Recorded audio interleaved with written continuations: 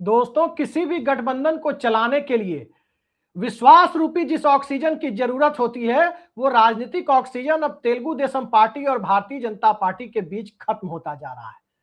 नरेंद्र मोदी सरकार के भारतीय जनता पार्टी के सबसे बड़े गठबंधन सहयोगी चंद्रबाबू नायडू अब उस स्थिति में नहीं है जिस स्थिति में वो 2023-24 में हुआ करते थे। उस दौर में विश्वास का पुल बांधने की कोशिशें हुई थी।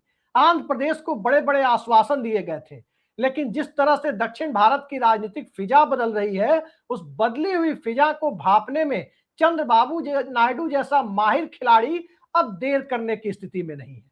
लेकिन क्या सिर्फ सियासत ही नायडू के बदले हुए मिजाज के लिए जिम्मेदार है? जी नहीं। सियासत के साथ साथ राज्य की मजबूरियां, राज्य के लोगों की मजबूरियां और बदलती हुई राजनीतिक हवा के साथ साथ देश के अंदर जो माहौल बनता जा रहा है, उन सब ने चंद्रबाबू नायडू को इस हालात में लाकर खड़ा कर दिया है कि भले ही वो कोलकाता में शुभेंदु अधिकारी के शपथ ग्रहण समारोह में नजर आए, लेकिन भारतीय जनता पार्टी और एनडीए के साथ आने वाले समय में वो कितने दिनों तक नजर आएंगे, ये सवाल अब बड़ा सवाल बनता जा रहा है। नरेंद्र मोदी की सरकार लोकसभा में अपने दम पर बहुमत में नहीं है, राज्य दर राज्य जीतती जा रही है। इस वजह से भी नायडू की अहमियत कम होती जा रही है। लेकिन मोदी सरकार जब बहुमत में नहीं है तो बहुमत किसके भरोसे है? सबसे बड़े सहयोगी दल 16 लोकसभा सांसदों वाले चंद्रबाबू नायडू के भरोसे, उनके साथ साथ नीतीश कुमार और एकनाथ शिंदे के भरोसे। लेकिन जिस तरह की राजनीति भारतीय जनता पार्टी सहयोगी दलों के साथ खेल रही है, चाहे वो एकनाथ शिंदे के साथ खेला गया, चाहे वो नीतीश कुमार के साथ खेला गया, इस खेल को नायडू पहले से देख रहे थे। लेकिन अब जिस तरह के हालात दक्षिण भारत में बने हैं, जहां तमाम दक्षिण भारतीय राज्यों की राजनीति की एकमात्र धुरी, सेंट्रल पॉइंट जो मुद्दा बनता जा रहा है, वो मुद्दा यह है कि कौन भारतीय जनता पार्टी के विरोध में भाजपा विरोध की राजनीति को कितनी धार दे पाता है। यही आज की तारीख में एमके स्टालिन और दूसरे नेताओं के द्वारा जो माहौल बनाया गया है, उस माहौल का सबसे बड़ा असर है। अब उस असर से न तो कर्नाटक अछूता है, न ही तेलंगाना अछूता है, न ही केरल अछूता है और न ही आंध्र प्रदेश अछूता है। और जब उस राजनीति से दक्षिण भारत का कोई भी राज्य अछूता नहीं है, यानी तमिलनाडु से जो राजनीतिक बिसात बिछनी शुरू हुई, उस बिसात पर तमाम दक्षिण भारतीय राज्य गोलबंद होते जा रहे हैं। ऐसी स्थिति में चंद्रबाबू नायडू राज्य में खुद को राजनीतिक तौर पर जनता के मिजाज के खिलाफ जाकर अपनी राजनीतिक सत्ता और जनाधार गंवाने की हद तक चले जाएं, इसके लिए वो कतई तैयार नहीं है। परिस्थितियां भी उन्हें इसके लिए मजबूर कर रही है। कौन सी परिस्थितियां? एनडीए के अंदर अविश्वास की परिस्थितियां तो हैं ही, उससे पहले देश और राज्य की आर्थिक परिस्थितियां। बहुत उम्मीद थी चंद्रबाबू नायडू को कि नरेंद्र मोदी का सहयोग करने पर उन्हें वैसी ही सुविधा मिलेगी, आंध्र प्रदेश के विकास के लिए मोदी सरकार वैसे ही तत्पर रहेगी जैसे गुजरात के लिए नरेंद्र मोदी रहते हैं। लेकिन क्या गुजरात जितनी अहमियत चंद्रबाबू नायडू को मिल रही है? कोई भी बता सकता है कि नहीं मिल रही है। बड़े शिद्दत के साथ चंद्रबाबू नायडू ने हैदराबाद की पहचान को साइबराबाद बनाने की पहल की थी। पूरी दुनिया में हैदराबाद को स्थापित किया था एक आईटी के हब के तौर पर, एक मॉडर्न एमिनिटी वाले शहर के तौर पर, सपनों को पंख फैलाने का मौका देने वाले शहर के तौर पर। लेकिन यूपीए सरकार के दरमियान जिस तरह से तेलंगाना आंदोलन ने जोर पकड़ा, हैदराबाद, नायडू के सपनों का हैदराबाद उनसे निकलकर अलग चला गया। अब वो हैदराबाद के बरक्स एक राजधानी, एक शहर आंध्र प्रदेश में बनाना चाहते हैं। अमरावती के प्रोजेक्ट को गति देना चाहते हैं। राज्य की बड़ी कोस्टल बाउंड्री जो समुद्री सीमा है, उसे अंतरराष्ट्रीय व्यापार के लिए भारत के पश्चिमी तट के पोर्ट की तरह से ही अत्याधुनिक बनाना चाहते हैं। लेकिन इन सब में कहीं ना कहीं दिल्ली की सत्ता उस तरह से सहयोग नहीं कर रही जैसे सहयोग की उन्हें उम्मीद थी। और जब राज्य दर राज्य भारतीय जनता पार्टी जीतती जा रही है, दो दो बड़े सहयोगियों को किनारे लगा चुकी बिहार से महाराष्ट्र तक, उसके बाद चंद्रबाबू नायडू को अब अपना हश्र भी नजर आने वाला है कि क्या अब अगला निशाना, final frontier Bharatiya Janata party का और उसके राजनीतिक खेल का आंध्र प्रदेश ही तो नहीं है।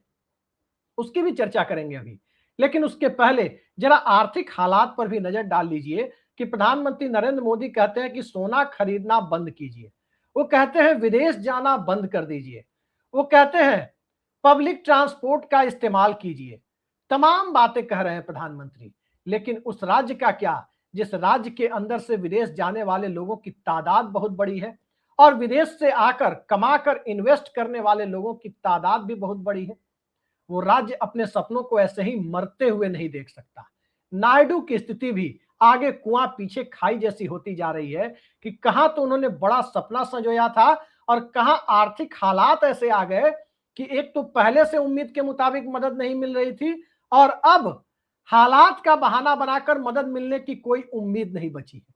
और जब कोई उम्मीद नहीं बची है तो एक झटके में संयुक्त मोर्चे को छोड़ देने वाले, एक झटके में अपने ससुर एनटी रामाराव की सरकार को पलट देने वाले चंद्रबाबू नायडू नरेंद्र मोदी के साथ अपना रिश्ता बनाए रखेंगे, ये कल्पना भला कोई कैसे कर सकता है।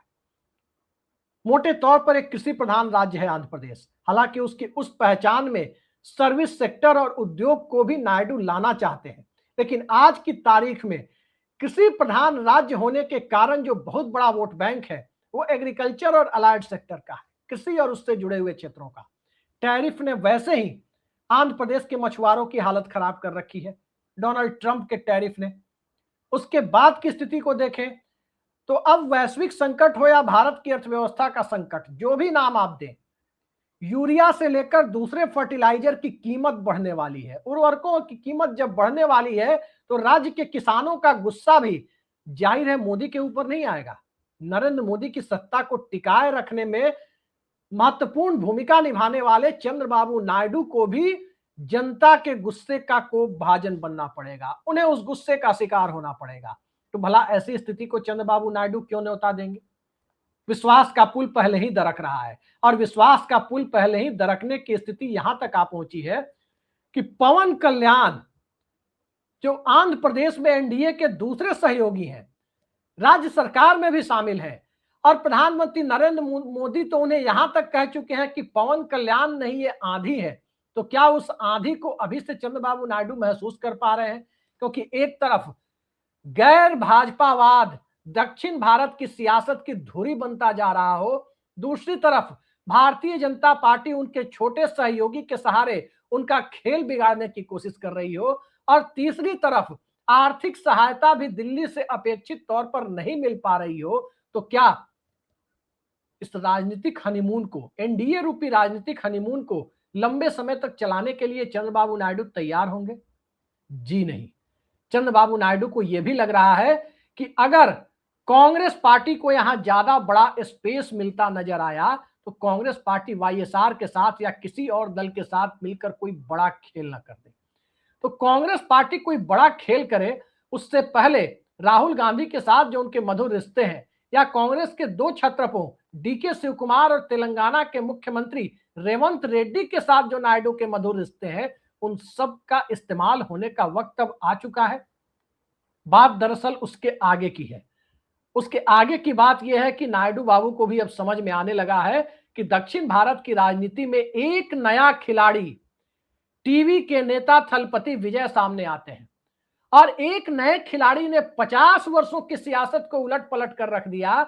जहां डीएमके बनाम एआईएडीएमके एक रोटेशन वाला फॉर्मूला पिछले 50 सालों से जो अनवरत तरीके से जारी था, उस फॉर्मूले को खत्म करके रख दिया। तो उन्हें यह भी लग रहा है कि कांग्रेस पार्टी यहां पर जिस तरह से वाईएसआर की बेटी वाईएस शर्मिला के सहारे आगे बढ़ने की कोशिश कर रही है, कहीं शर्मिला विजय जैसी भूमिका निभाने की स्थिति में तो नहीं आ जाएंगी। और जिस ढंग से दक्षिण का मिजाज दिख रहा है, उस भूमिका में कांग्रेस आए उसके पहले कांग्रेस का बगलगीर बन जाने में क्या बुराई है। एक तरफ नायडू की स्थितियां ये हैं, दूसरी तरफ नायडू वो गलती नहीं करना चाहते जो गलती लालू यादव ने की। लालू यादव अपने पीक के दौर में राबड़ी देवी को तो मुख्यमंत्री बना गए, लेकिन तेजस्वी यादव का राजनीतिक करियर तब शुरू हुआ जब लालू यादव चारा घोटाले के मामले में सजा याफ्ता करार दे दिए गए। अब तक वो उन्हें मुख्यमंत्री नहीं बना पाए और भविष्य में उनकी राजनीति पर भी संशय के बादल है। यही गलती प्रकाश सिंह बादल ने की। प्रकाश सिंह बादल ने अपने पीक के दौर में सुखबीर सिंह बादल को सत्ता नहीं सौंपी। नतीजा यह है कि आज तक सुखबीर सिंह बादल के साथ पूर्व मुख्यमंत्री या मुख्यमंत्री पद लग नहीं पाया। चंद्रबाबू नायडू ये नहीं चाहते कि नारा लोकेश के साथ यह स्थिति आए कि 2029 में सत्ता हाथ से फिसल जाए और नारा लोकेश के साथ मुख्यमंत्री पद न लगे। नारा लोकेश की राजनीति को आगे बढ़ाना है तो इसी विधानसभा में उन्हें मुख्यमंत्री बनाकर कम से कम 2 साल का कार्यकाल तो देना ही होगा। इस बात को भी नायडू समझ रहे हैं। तभी जाकर पवन कल्याण की नई पीढ़ी और बीजेपी के नए खेल का भी मुकाबला होगा। तभी जाकर विजय जैसी किसी भी नई राजनीतिक संभावना को रोकने के लिए आंध्र प्रदेश के में हालात बनेंगे और तभी जाकर आंध्र प्रदेश के अंदर किसी भी तरह से अगली राजनीतिक सौदेबाजी के लिए वो बिसात भी बिस्ती दिखेगी, जिसमें चंद्रबाबू नायडू और उनकी पार्टी चाहे नारा लोकेश के नेतृत्व में हो या नायडू के नेतृत्व में हो, किसी भी तरह से एक बड़ी भूमिका में खुद को देख पाएगी। लिहाजा उन्हें पार्टी में अगले जनरेशन को पावर ट्रांसफर भी करना है। नेपाल से लेकर पूरी तरफ जहां भी आप देखें जेनजी की बयार चल रही है। अब जेनजी की बयार के बीच 70 पार के चंद्रबाबू नायडू ने हालात को नहीं समझा और बेटे को मौका नहीं दिया तो हालात दूसरी दिशा में भी जा सकते हैं। इस बात को नायडू समझ रहे हैं। लेकिन इन सबसे ज्यादा चंद्रबाबू नायडू को जो समझ में आ रहा है कि आखिर पवन कल्याण की भूमिका क्या है। पवन कल्याण की भूमिका बिल्कुल वही है जो बिहार में चिराग पासवान की है, नरेंद्र मोदी के स्वघोषित हनुमान। अब नरेंद्र मोदी के स्वघोषित हनुमान बिहार में 2020 में ही नीतीश कुमार को इस हालात में लेकर चले आए कि 2026 आते आते नीतीश कुमार को सत्ता छोड़नी पड़ी और अब उनकी पार्टी पर संकट के बादल मंडराते हुए नजर आ रहे हैं। वो स्थिति आंध्र प्रदेश में तो नहीं बनेगी। कई सारे राजनीतिक सवाल हैं, जिसमें राजनीतिक सवाल से लेकर आर्थिक सवाल तक, जनता के सवालों से लेकर दिल्ली की सियासत में जिस तरह का परिवर्तन होने की गुंजाइश बन रही है, उसमें क्षेत्रीय छत्रपों के सिमटने जाने के हालात को देखकर, इन सब को देखकर चंद्रबाबू नायडू के रुख कुछ बदले बदले नजर आ रहे हैं। दिल्ली दरबार से वो नाराज चल रहे हैं, ऐसी खबरें भी आंध्र प्रदेश के पॉलिटिकल सर्कल में चल रही है। लेकिन एनडीए के अंदर जो हड़कंप की स्थिति है, उसके लिए अकेले नायडू ही जिम्मेदार नहीं है। नीतीश कुमार भी अपनी पार्टी के मंत्रियों के साथ लगातार बैठक ले रहे हैं। उनके भी नाराज होने की खबर आ रही है। एकनाथ शिंदे लंबे समय से नाराज हैं, बस वो छिटक इसलिए नहीं रहे कि वो छिटकेंगे तो उद्धव गुट के इधर आने की संभावना बढ़ जाएगी। एक म्यान में दो तलवारें नहीं रह सकती, लिहाजा दोनों शिवसेना एक साथ जाकर राहुल गांधी की बगलगीर नहीं हो सकती।